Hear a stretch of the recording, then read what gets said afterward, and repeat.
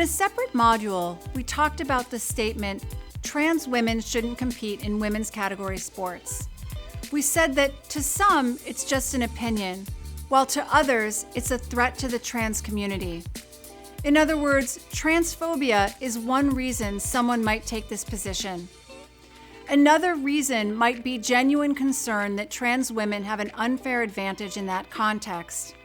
So the question becomes, which of these possible motivations do we believe when we don't have additional information about the speaker?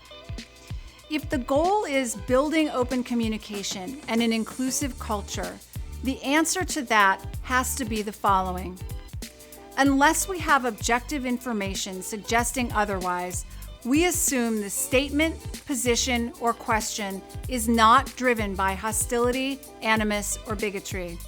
We give others the benefit of the doubt, and we ask for the same in return. This principle is crucial for the kind of inclusive workplace we're trying to build. Let's think this through with an example. If two people of the same racial or ethnic background have an argument, it's probably safe to say that racism didn't play a role. While it's not impossible, it's unlikely that one person is racist against another of their same group. But what about when there's an argument between members of two different racial or ethnic groups?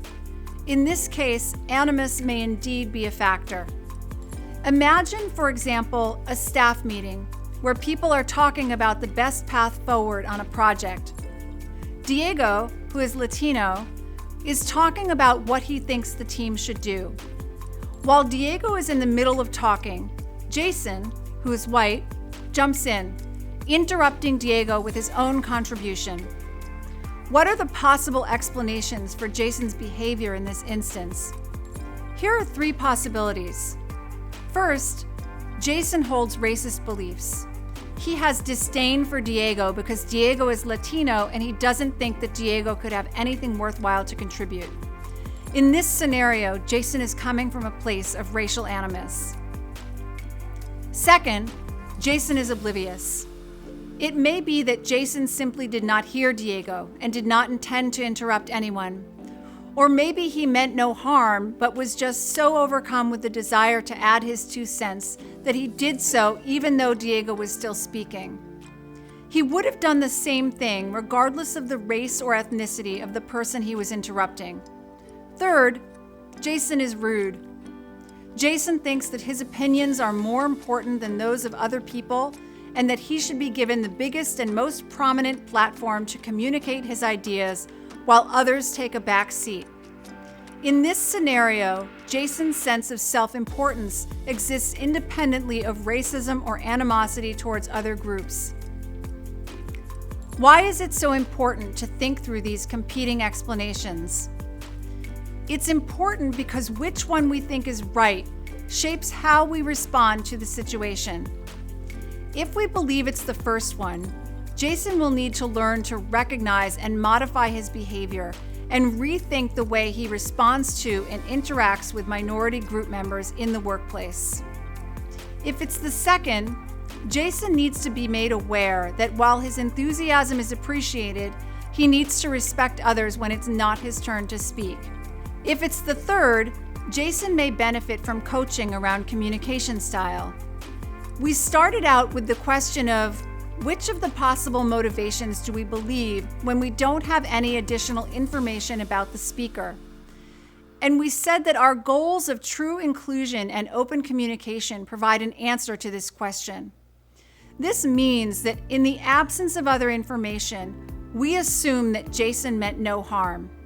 But why is this the case? This is the case because assuming good intent is the only choice that will bring us closer to the truly inclusive culture we want and need to create. Given that, we need a way to engage with one another, even on sensitive topics, that recognizes that we won't all agree and that we each have different experiences and perspectives. Let's think through a difficult example. Let's say there's a widely publicized incident in the town where you work. In this scenario, a white shop owner was closing up his shop and turned away a would-be black patron. What are the different ways you might think about this incident? Some people are going to feel that the shop owner turned away the would-be patron because of racism, whether internalized or overt. Others are going to either disagree or they're going to feel like there's simply no way to know for sure if racism was, in fact, the motivating factor. While this may at first appear to be a simple disagreement, it can quickly turn into something much more. Those who feel the incident was driven by racism may read the suggestion that it wasn't as a threat to the pursuit of social justice and equity. They may feel that to question this claim is to deny the reality of racism today. Those who aren't sure about the motivation of the shop owner may feel that it's essential to not jump to conclusions, especially when it comes to a person's motivations for their actions. Now you have one side that thinks asking the question of what the shop owner's motivation might have been is unacceptable, and another side who thinks that not asking is unacceptable. It would be difficult to adjudicate between the two if we didn't have a clear goal. Fortunately, we do: open communication and inclusion.